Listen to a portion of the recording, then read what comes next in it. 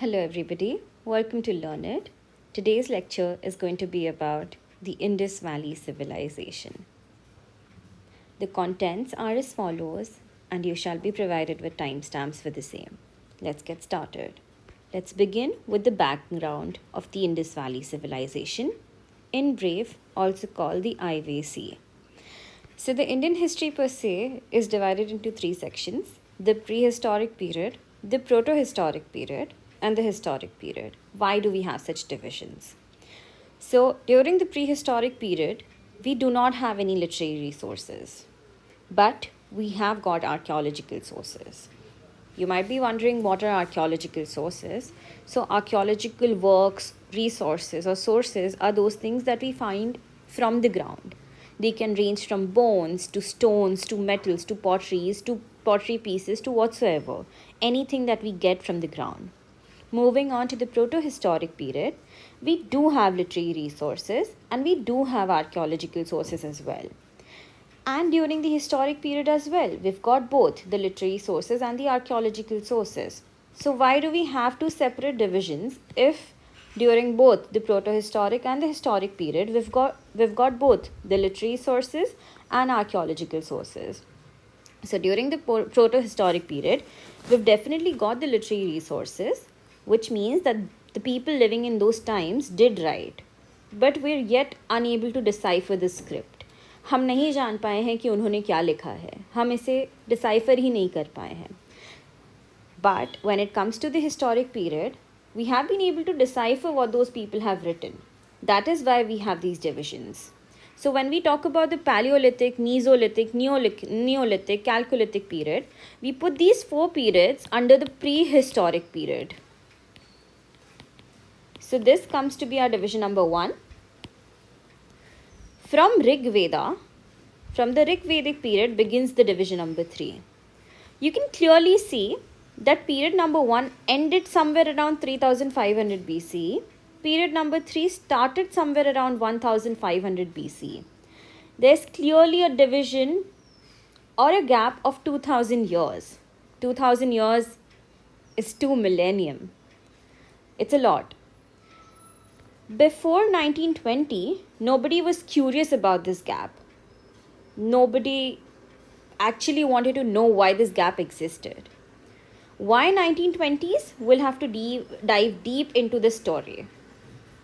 So, it was 1837 when Charles Mason, an engineer of the East India Company, he was at Punjab and he found a seal at Punjab while roaming the grounds. A seal is something that is made of steatite, which is soapstone. A seal looks like this.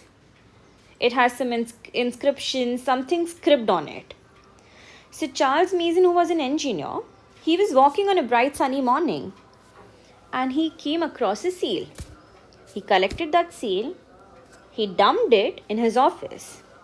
Next day again he went to the same spot. He again found some seals, some random seals. He picked them up, he dumped it in his office. The same things continued till 1853 when Sir Alexander Cunningham, he came to the same spot. When he visited Charles Mason's office, he was very curious to see that there was a humongous shelf that had all the dumpings pertaining from seals, seal pieces, etc., etc. He was curious to know where were these things coming from. So he visited the same spot.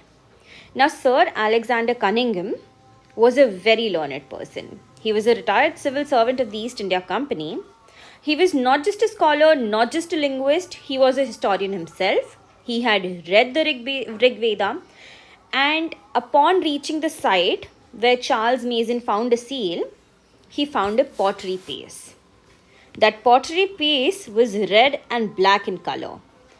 So we call color to be ware. So what he found was a red, black ware pottery piece. He wrote to the British Parliament and sought permission for a random excavation. Mind it, a random excavation. कि मुझे बस देखना है कि उधर है क्या, जहाँ से मुझे इतनी सारी सील्स मिल रही हैं, इतनी सारी पॉटरी पीसेस मिल रही हैं, मुझे बस देखना है कि वहाँ पे ऐसा क्या है. So a random excavation was conducted. He later found out lots and lots of pottery pieces, lots and lots of seals, stones, etc., etc. Due to his efforts, Archaeological Survey of India was established in 1861 at Calcutta. This is how it looked. Moving to 1920s. So as I mentioned, this gap of 2000 years continued till 1920. Now we're in 1920. Sir John Marshall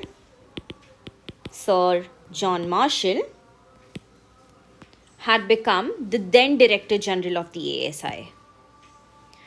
So, he also went to the same spot. He got a lot of seals. He knew that there was one shelf designated to all these dumpings. Why I'm calling it to be dumping? Because these seals were dumped in one big, humongous shelf out there. So Sir John Marshall wrote to the British Parliament again, and this time he sought permission for a scientific excavation. Unlike Alexander Cunningham, who sought permission for a random excavation, Sir John Marshall sought permission from the British Parliament for a scientific excavation. अब देखो चीज़ ये है कि when you are going to a site for excavation, आपको आपकी एक team बनानी पड़ती है. Obviously बात है, Sir John Marshall also had his team of historians, his team of archaeologists. अब अकेले तो नहीं चले जाएंगे. So one of his very prominent archaeologists was Dayaram Sahani, and a very prominent historian उनकी टीम में से was R.D. Banerjee. Dayaram Sahani, who happened to be one of his archaeologists, in 1921 excavated the Harappan site. And in 1931, Marshall mined it with due efforts of his team's historian R.D. Banerjee, excavated Mohenjo-Daro. In short, we shall be calling it MJD. Since Harappa was the first site to be excavated, this entire civilization came to be called as Harappan Civilization.